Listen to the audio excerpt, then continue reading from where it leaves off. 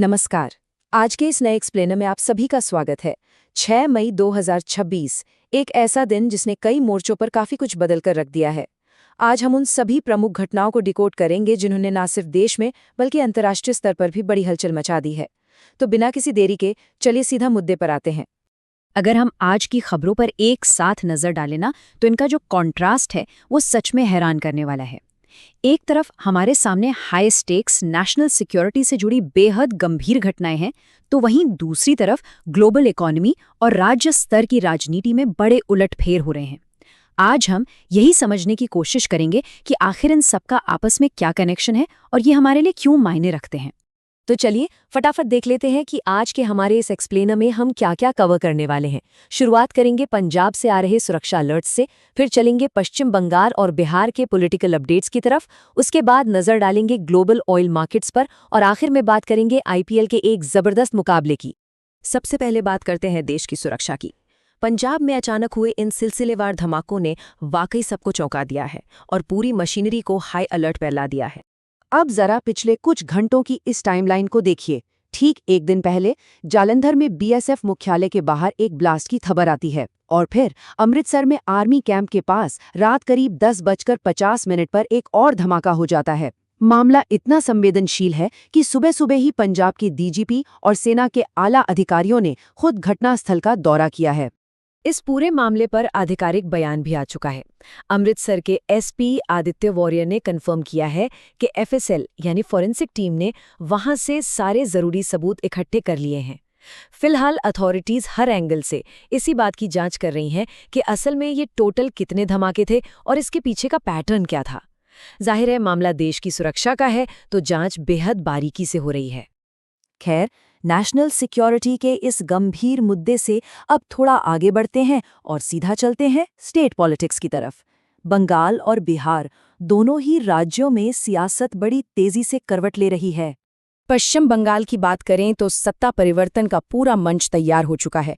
8 मई को दोपहर 3 बजे कोलकाता में बीजेपी विधायकों की एक बहुत ही अहम बैठक होने जा रही है और ठीक अगले दिन यानी 9 मई को नई सरकार का शपथ ग्रहण समारोह होगा।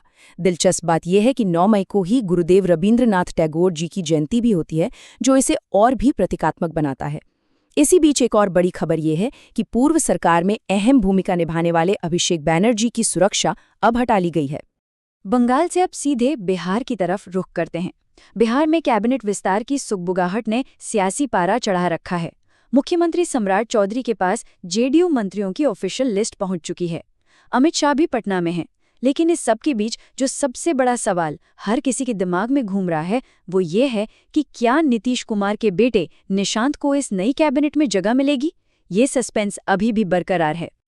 चलिए राज्यों की सियासी उठापटक से बाहर निकलते हैं और ग्लोबल लेवल पर देखते हैं कि दुनिया में क्या चल रहा है, क्योंकि वहां लिए गए कुछ बड़े फैसलों ने बाजारों को हिला कर रख दिया है। तो हुआ कुछ यूं है कि अमेरिकी राष्ट्रपति डोनाल्ड ट्रंप ने प्रोजेक्ट फ्रीडम को बंद करने का बड़ा ऐलान कर दिया है। इसे ऑपरेशन एपिक फ्यूरी भी कहा जाता था।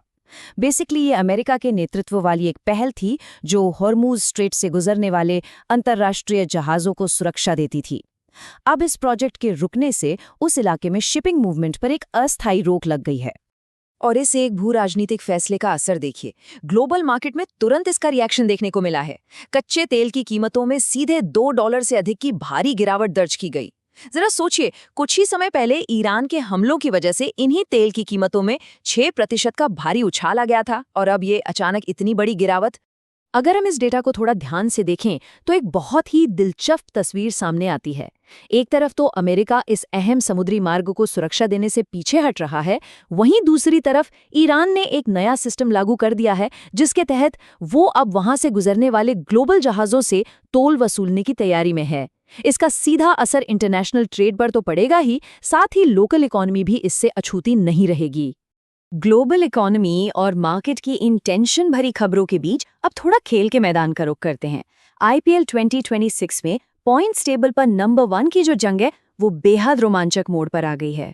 आज रात राजीव गांधी इंटरनेशनल स्टेडियम में होने वाला मैच किसी ब्लॉकबस्टर से कम नहीं है। एक तरफ है टेबल टॉपर पंजाब किंग्स जिन्होंने 6 मैच जीते तो हैं, लेकिन अपने पिछले 2 मुकाबलों में उन्हें हार का सामना करना पड़ा है। वहीं उनके सामने है तीसरे नंबर की टीम सनराइजर्स हैदराबाद। एसआरएच लगातार 5 मैच जीतकर एक शानदार स्ट्रीक पर थी, जिसे हाल ही में तोड़ा गया है। तो जाहिर है आज दोनों ही टीमें बाउंस बैक करने के लिए अपनी पूरी जी जान लगा देंगी। तो देखा आपने, पंजाब में सुरक्षा चिंताओं से लेकर बंगाल और बिहार के पॉलिटिकल ड्रामे तक और अमेरिका के ग्लोबल फैसलों से लेकर आईपीएल के इस महामुकाबले तक, आज का दिन वाकई कई बड़े इवेंट से भरा रहा है। इन सारी घटनाओं को देखकर बस एक ही सवाल जहन में आता है, क्या राजनीति से लेकर खेल के मैदान तक हो रहे ये बड़े बदलाव आने वाले वक्त में पूरी 2026 की एक नई दिशा तय करेंगे? इस सवाल पर जरूर सोचिएगा। आज के इस एक्सप्लेनर में हमारे साथ जुड़ने के लिए बहुत बहुत शुक्रिया।